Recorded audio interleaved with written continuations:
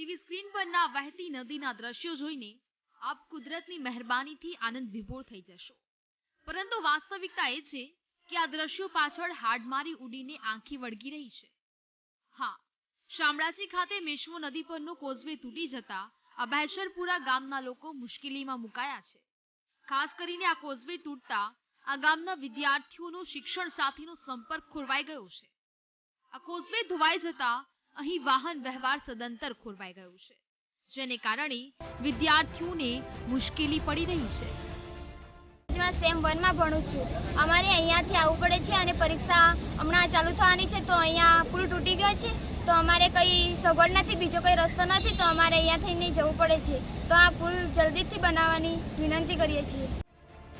Causeway તૂટતા college, ITI, પ્રાથમિક શાળા, nursing કોલેજના 500 વિદ્યાર્થીઓ મુશ્કેલીમાં મુકાયા છે.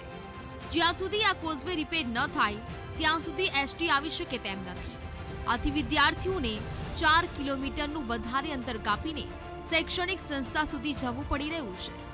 તો એસટીના અભાવે આ ગામ સાથે અન્ય 50 ગામોનો સંપર્ક કપાઈ ગયો છે. ત્યારે સ્થાનિક લોકો દ્વારા વૈકલ્પિક વ્યવસ્થા કરવાની માંગ કરવામાં આવી રહી છે. જોઈ શકો છો કે વરસાદના કારણે અહીંયા ઘણું બધું નુકસાન થયું છે. અમારી આ વિસ્તારમાં આ શૈક્ષણિક સંકુલો 10 જેટલા શૈક્ષણિક સંકુલો આવેલા છે. વિદ્યાર્થીઓને આવવા જવામાં ખૂબ જ અગવડ પડી રહી છે. સરકારશ્રીને નમ્ર અપીલ છે કે આ જે રસ્તો છે એને ઠીક કરવામાં આવે. એ સિવાય જો વિદ્યાર્થીઓને એમનું ભણવાનું ના બગડે અને સારી રીતે ભણી શકે એના માટે મોડાસાથી ભવાનપુર જતો જે રસ્તો છે અને એ રસ્તા ઉપર જો સરકારશ્રી વૈકલ્પિક વ્યવસ્થા કરી આપે, બસની સગવડ કરી આપે, તો વિદ્યાર્થીઓ પોતાનું ભાવિ બગડે નહીં અને સારું શિક્ષણ પ્રાપ્ત કરી શકે. આ કોઝવે વર્ષોથી જર્જરિત હતું.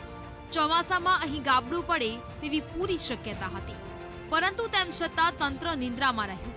જ્યારે હવે ચોમાસામાં કોઝવે તૂટતા નાગરિકો અને વિદ્યાર્થીઓ મુશ્કેલીમાં મુકાયા છે, ત્યારે તંત્ર પાસે પૂરના પાણી ઓસરે તેની રાહ જોયા સિવાય બીજો કોઈ વિકલ્પ નથી. Bureau report, VTV news.